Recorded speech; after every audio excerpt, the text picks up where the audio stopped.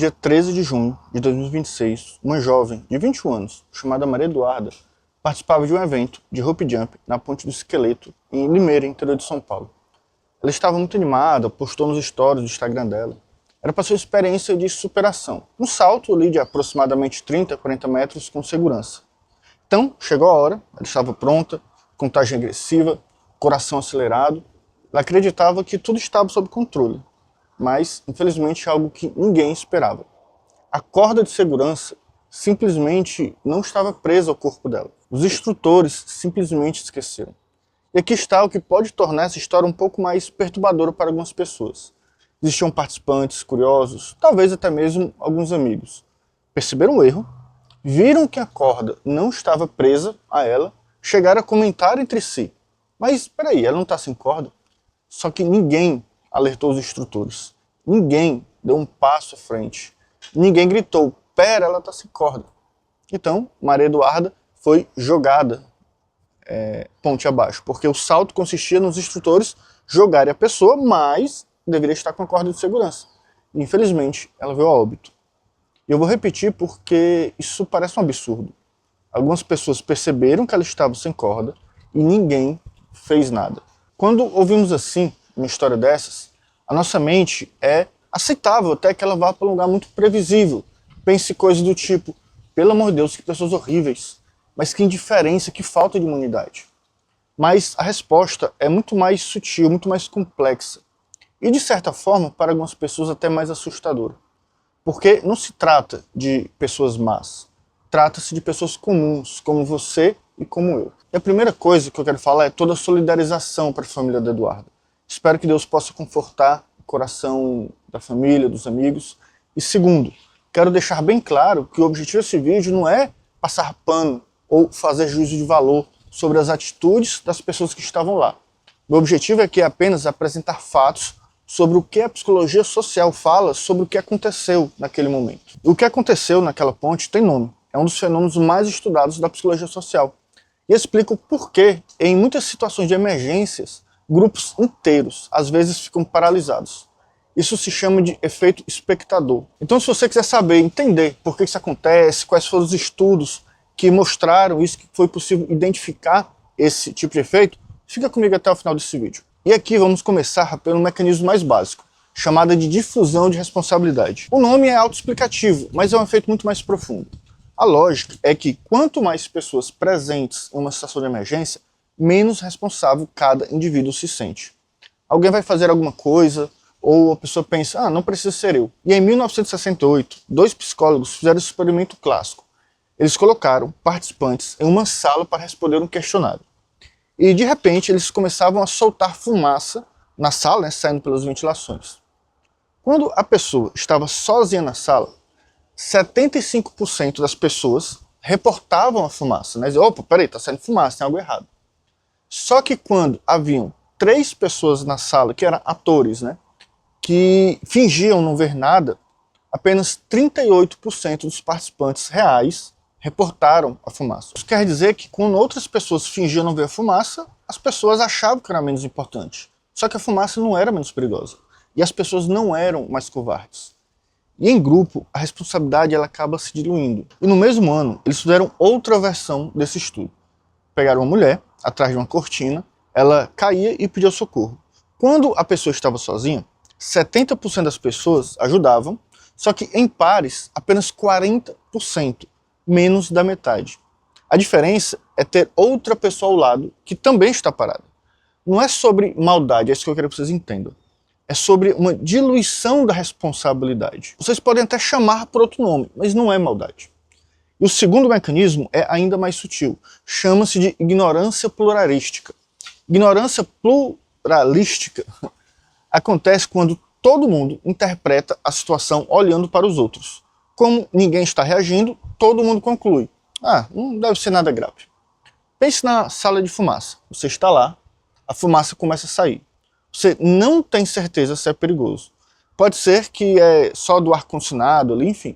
Então, você olha para o lado, a outra pessoa está calma, respondendo ali o questionário, seguindo o experimento que foi feito. Então, ela não está preocupada. Então, você pensa, então não deve ser nada grave. O problema A outra pessoa está fazendo o mesmo.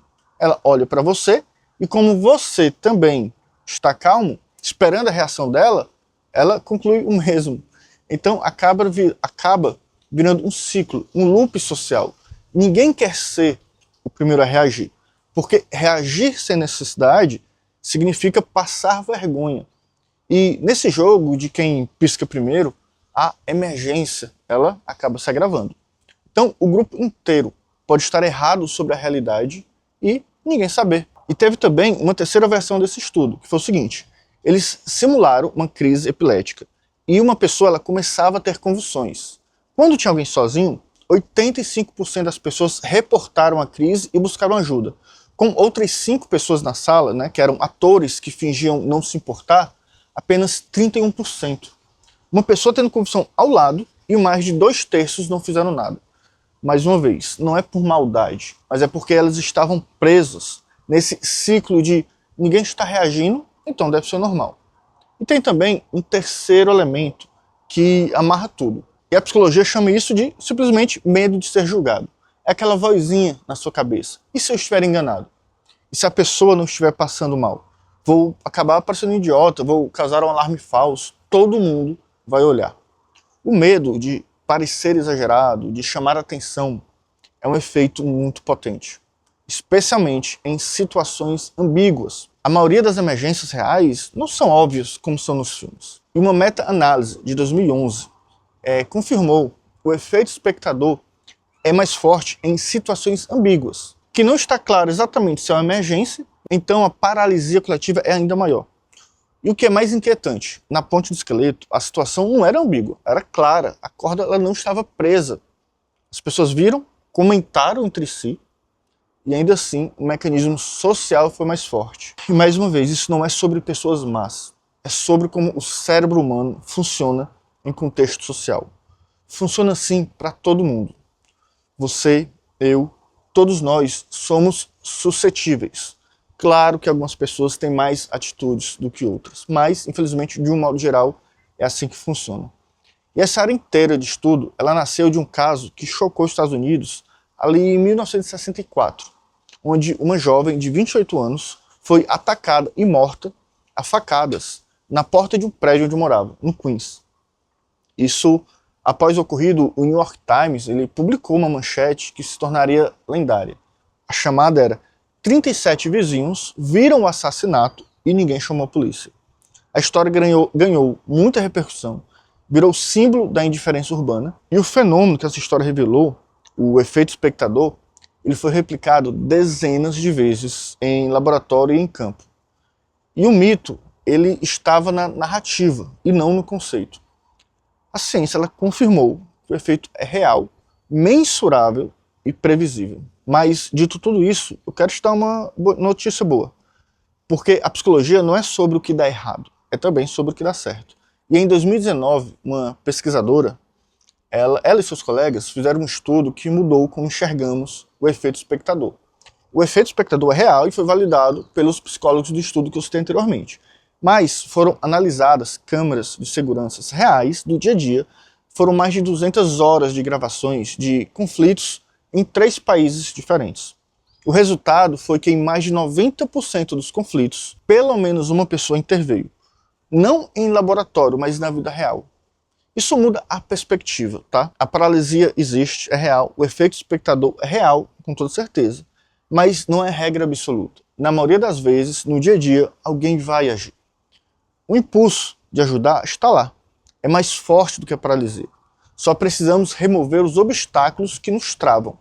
E é sobre isso que quero falar com vocês agora, porque talvez se alguém tivesse a noção dessas informações lá no grupo, talvez alguém tivesse intervido e salvado a moça. Então vamos transformar isso em ferramenta que você pode usar para se proteger ou para ser quem age. Primeiro, se você estiver em perigo e precisar de ajuda, não grite, alguém me ajude, para todo mundo. Isso acaba se perdendo na multidão. Aponte para uma pessoa específica, como por exemplo, você de camisa azul, chama a ambulância, me ajude, né? Ou você de boné vermelho, ligue para o 90. Claro que se você puder fazer isso, se tiver condições. Porque ao individualizar o pedido, você quebra a difusão da responsabilidade. E agora não é mais alguém, é você. E segundo, se for você o espectador, seja o primeiro a agir. Não espere a reação dos outros. Um simples, cara, você está bem, está precisando de alguma coisa, isso já quebra o ciclo. Quando a pessoa age, o efeito espectador ele se dissolve. Você acaba virando referência. Os outros, paralisados, esperando alguém fazer algo, seguem o seu exemplo. E terceiro, pergunte-se, se eu fosse a única pessoa aqui, agora, o que eu faria? Essa pergunta corta todos os mecanismos de uma vez. Difusão da responsabilidade, ignorância pluralística, o medo do julgamento é bem mais fraco. Então responda honestamente e faça exatamente isso. Agora vamos voltar rapidinho à ponte do esqueleto. O que aconteceu com a Maria Eduarda não foi culpa de pessoas más, foi um mecanismo psicológico que age em todos nós, um padrão na nossa mente coletiva. As pessoas naquela ponte não são monstros. Eram seres humanos comuns, pegos em um processo que a evolução não nos preparou para enfrentar. Claro que ali a imprudência, a imperícia e a falta de atenção dos instrutores foi o que ocasionou a fatalidade, né? Se há alguém que deva ser responsabilidade, foi quem deveria proteger, fazer de forma certa, mas infelizmente acabou não fazendo. Então aqui, eu espero que você tenha aprendido algo muito importante. O instinto de ajudar, ele precisa ser mais forte que a paralisia. Em 9 de cada 10 conflitos reais, alguém age. O que não falta é bondade, é consciência desses mecanismos. Saber por que existe já é o primeiro passo. Se você puder levar uma coisa deste vídeo, quero que seja, na próxima vez que testemunhar algo estranho, algo perigoso, não espere. Não olhe para os outros. Seja a pessoa que age. Porque quando você age, não está ajudando só a vítima, está liberando todos ao redor para agirem também. Essa é a homenagem que podemos fazer à memória de Maria Eduarda, aprender com o que aconteceu e escolher ser diferentes. Se esse vídeo fez sentido para você, compartilhe com alguém. Às vezes, uma conversa sobre isso é o que falta para alguém agir de uma forma mais importante. Um abraço e até a próxima.